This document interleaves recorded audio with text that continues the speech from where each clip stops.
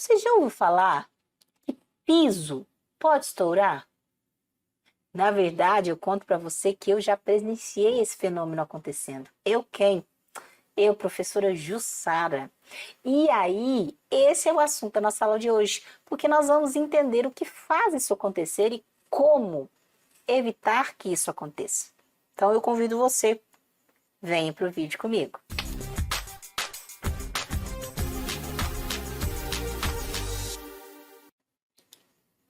Aí nós viemos para cá, porque o assunto que vai explicar essa história toda é termologia, que estuda temperatura e calor. Ah, Jussara, agora eu estou conseguindo relacionar as coisas. A temperatura, não estou conseguindo. Calma que nós vamos chegar lá, ok? Precisa entender o que é temperatura primeiro. Entender que temperatura não é calor. E para isso eu convido a você a vermos o conceito de temperatura. Temperatura, ela caracteriza o estado térmico de um sistema. Ou seja, ela vai medir o grau de agitação das moléculas de ou das partículas de um corpo. Como entender isso melhor? Eu vou trazer para você aqui uma tela e nessa tela eu vou dar um pause, tá? Aqui do meu lado eu tenho um quadro, né, um quadradinho, dentro dele, imagine que se fosse um recipiente, eu tenho bolinhas. Essas bolinhas estão representando partículas de um corpo, ok? Essas partículas estão em movimento. Eu estou com o vídeo pausado, mas na verdade elas têm um determinado grau de agitação, uma quantidade de movimento, ok? Essa quantidade de movimento caracteriza o quê? Isso, a temperatura. Muito movimento, alta temperatura, pouco movimento, baixa temperatura. Então, vou deixar rolar aqui. Qual é a temperatura nesse momento? 300 Kelvin. Tá lá num quadrinho ali. O que eu fiz com essa temperatura? Diminuir. Olha a agitação das moléculas. Começou a ficar devagarinho. Mas eu vou aumentar de novo. E quando eu aumento, elas começam o quê? Agitação maior. Espero que aí você tenha conseguido entender essa história. Por quê? Pouco movimento, menor temperatura. Mais movimento, maior temperatura. Fechou? Outro conceito mega pau importante. Equilíbrio térmico. O próprio nome já diz equilíbrio.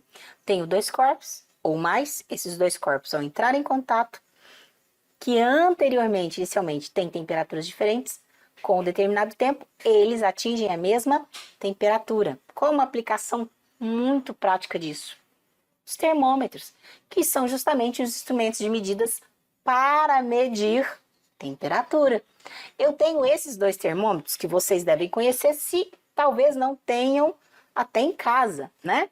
A gente precisa ter termômetro em casa. Então, esse termômetro, o que a gente faz com ele?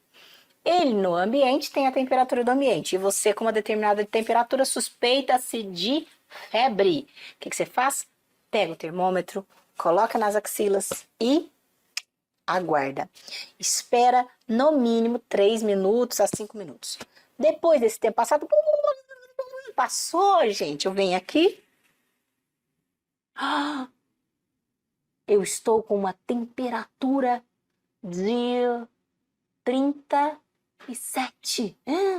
Na verdade, está tranquilo, temperatura normal ainda. Tem que ficar de olho, né? Porque de 37,5, aí você já entrou no estado febril, né? 37 ainda não. Mas como faço essa medição? Colocando, aguardando. Quando eu aguardo a transferência dessa energia térmica em que os dois atingem a mesma temperatura, que é o equilíbrio térmico. Compreendeu? Aí eu trouxe para você, só para você visualizar, hoje também muito utilizado nos postos de saúde, esse termômetro, né, que ele é usado aqui, ó, no ouvidinho, né? E um que todo mundo conhece, gente, esse todo mundo conhece. Você vai no supermercado, tem esse aí, não é? Ai, Jesus nos ajude a sair desse período, né? A gente entrar no supermercado sem te apontarem essa armazinha aí. Na verdade, esses são termômetros infravermelho, né? Ele não precisa do contato para fazer essa medição. O sistema dele é outro. Mas tá aí, alguns instrumentos de medida da temperatura. E para medir, você tem que ter um padrão. Para ter um padrão, você tem uma escala. E eu vou contar para vocês dois pontos importantes. Primeiro ponto, ponto de fusão, ponto de gelo, você já deve ter ouvido falar. Ah, ponto de fusão da água, eu estudei em ciências esse negócio. 0 graus Celsius.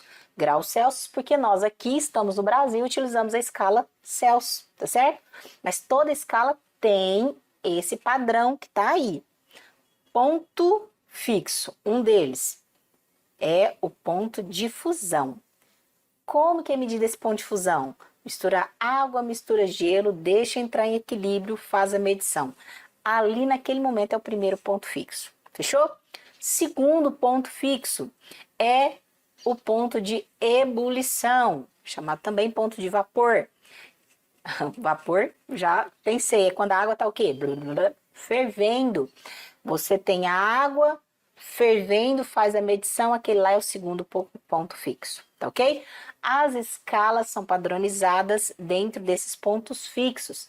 E nós temos, talvez você não conheça, mas hoje vai sair daqui conhecendo. Como você vai sair daqui conhecendo, já vale um like. Se não deixou o like ainda, já deixa o seu like. Deixa o like. Por quê? Que eu vou contar para você. Nossa escala Celsius tem como ponto de ebulição 100 graus Celsius, como ponto de fusão 0 graus Celsius. Ah, isso aí eu já sei, Sara, beleza. E a escala Fahrenheit, que ela é utilizada nos países, em alguns países norte-americanos, né? E talvez você já até tenha assistido algum filme que na dublagem fala um número da temperatura e na tela você vê outro. Mas por quê? Por causa dessa relação aqui, ó. Os valores para ponto de fusão e ebulição não são os mesmos. Ponto de ebulição na escala Fahrenheit é 212 e ponto de fusão 32, tá ok? E quem é essa? Escala Kelvin, usada pelos cientistas, na verdade é a escala chamada escala absoluta. E você vai entender o porquê. Mas vamos ver os valores aqui. Ponto de ebulição da escala Kelvin, 373. Ponto de fusão da escala Kelvin, 273. Essas são as 3 escalas mais conhecidas. E eu quero chamar sua atenção para 2 coisinhas. Primeira, a quantidade de intervalo que nós temos para esses 2 pontos fixos. Olha a escala Celsius, ela é de 0 a 100. Ela é dividida em 100 partes. A escala Kelvin, vou pular para ela é dividida em 100. De 273 para 373 é 100. Então, essas 2 escalas é até fácil você relacionar. Por exemplo, 0 graus Celsius. Aumentou 1 grau Celsius, foi para 1 grau Celsius. Se eu tivesse com um termômetro na escala Kelvin, ao medir a água com gelo, que é 0 graus Celsius, ela estaria a 273. Isso.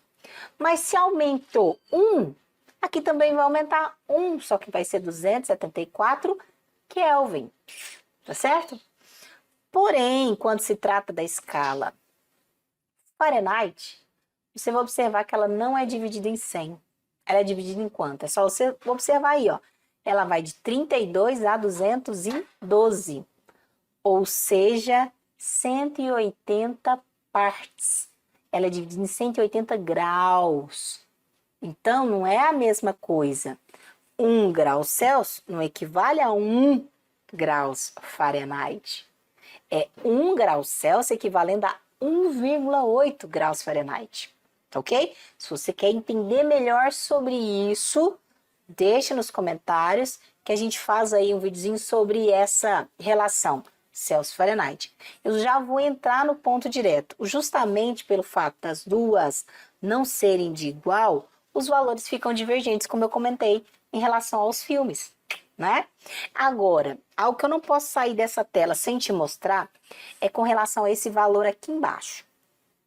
0 Kelvin. A escala Kelvin é uma escala absoluta. O que significa isso? Lembra? Vou voltar aqui. Lembra aqui Qual é a movimentação aqui? 300. Está diminuindo, chegou na onde? No 100. Está aumentando de novo e vai chegar na onde? Acho que no 500. Vamos ver aqui. Isso. Chegou no 500.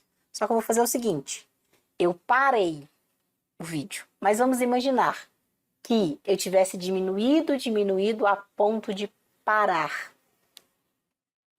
Esse seria o estado de repouso absoluto das moléculas, certo? Zero significa ausência de movimento. Zero o quê? Zero Kelvin. Aqui seria zero Kelvin. Então, vem cá comigo. Vamos para cá novamente. Esse zero Kelvin seria as moléculas paradas. E isso não é possível. Na verdade, existe temperatura que chega muito próxima a zero, mas não zero. Existem estrelas com temperaturas próximas a zero, mas não zero. Ok? Isso eu quero chamar a sua atenção porque o zero Kelvin, que seria as moléculas paradas, se eu fosse usar o termômetro em Fahrenheit, seria menos 460 graus Fahrenheit. E se fosse em Celsius, seria menos 273. De curiosidade para você, tá? Então, deixando aqui, ó. O que é o zero absoluto? Quando fala assim, zero absoluto, é o zero Kelvin. É o limite de temperatura de um sistema. Seria justamente a agitação praticamente zero. Ok? Terminando. Vamos relacionar essas duas escalas? Celsius e Fahrenheit. Você quer uma explicação melhor sobre essa fórmula? Eu volto em outro vídeo e explico para você, mas para isso você tem que deixar aí nos comentários, ok?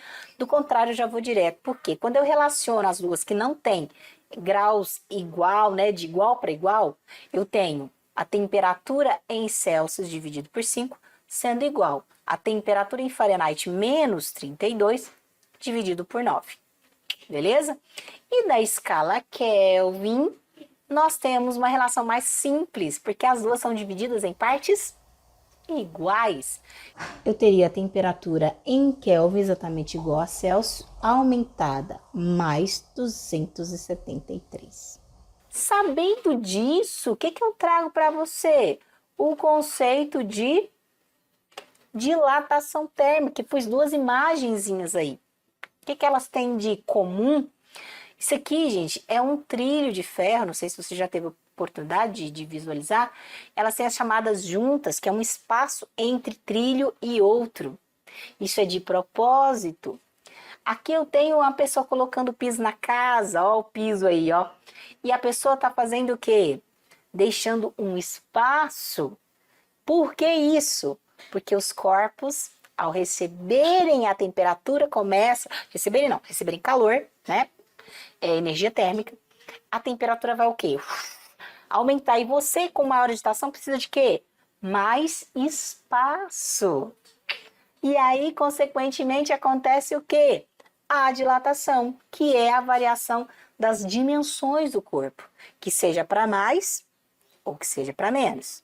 Sofreu variação de temperatura, vai sofrer variação das dimensões do corpo. Em se tratando, gente, da dilatação dos sólidos.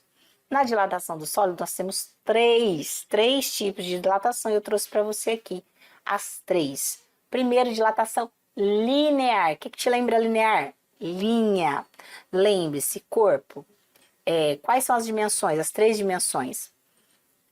Comprimento, largura e altura. Ok? Mas quando eu falo de dilatação linear, eu tenho aqui, ó, uma barra. Essa barra, ela tem comprimento, largura e espessura. Só que o comprimento dela, que eu vou representar por L0, que é o comprimento inicial, ele é muito maior do que as outras dimensões. Então, quem se evidencia aí? Essa dimensão, que é o comprimento. Quando eu estou analisando só uma dimensão, dilatação linear. Acompanhou? Por exemplo, o trilho, que eu mostrei anteriormente. Ele é muito mais comprido do que alto e espesso, né? Comprimento, largura e altura. Um fio de poste a poste, dilatação linear. E ela deve ser considerada, olha aqui por quê. Quando eu fornecer uma certa quantidade de calor, o que vai acontecer com esse corpo? As moléculas vão começar a agitar, agitar, agitar e vai acabar aumentando as suas dimensões. Ao aumentar a dimensão, vou trazer aqui para baixo só para a gente relacionar os dois, eu tinha um comprimento que eu dei o nome de L0, e agora eu tenho um outro comprimento que eu vou dar o nome de L, que é o comprimento final, após o aquecimento. E aí a gente percebe uma diferença entre o início e o fim, que nós damos o nome de dilatação linear, tá ok? Então aqui, ó, reprisando, deixa eu voltar aqui. Comprimento inicial L0, comprimento final só o L, delta L é justamente esse aumentozinho que a gente vai ter aqui, que é a dilatação linear ou a variação do comprimento. Alfa é o coeficiente de dilatação linear, que é uma característica do material, porque os corpos dilatam de forma diferenciada. Ferro de um jeito, alumínio de outro, e quem caracteriza isso? Esse alfa, esse coeficiente, tá? E o delta T, quem é esse delta T, gente? Na minha barra inicial, tinha uma temperatura, ela ao ser aquecida, o que aconteceu com a temperatura? Variou. Então, esse delta T é a variação da temperatura, tá ok? Tendo essas informações, eu posso aplicar. Delta L é proporcional a todas essas características. Ao comprimento inicial, ao coeficiente de dilatação linear e à variação de temperatura. Lembrando que a variação de temperatura, gente, é temperatura final menos temperatura inicial, tá ok? Ali, agora apareceu o nosso delta L ali. Combinado? Se você entende isso aqui, aí eu paro aqui para falar isso para você, se você entende a dilatação linear, você vai entender as outras dilatações. Porque qual vai ser a diferença? Que ao invés de considerar uma dimensão, a gente vai considerar aqui em duas dimensões, que é a dilatação superficial. E o que eu coloquei aqui para você? Na verdade, isso está parecendo até um piso, né? Por quê? Porque é uma superfície plana. Então, aqui eu tenho a superfície inicial, tá ok? Aí, ó, S0, superfície inicial. Ao ser aquecida, essa superfície vai sofrer dilatação em predominância em duas dimensões.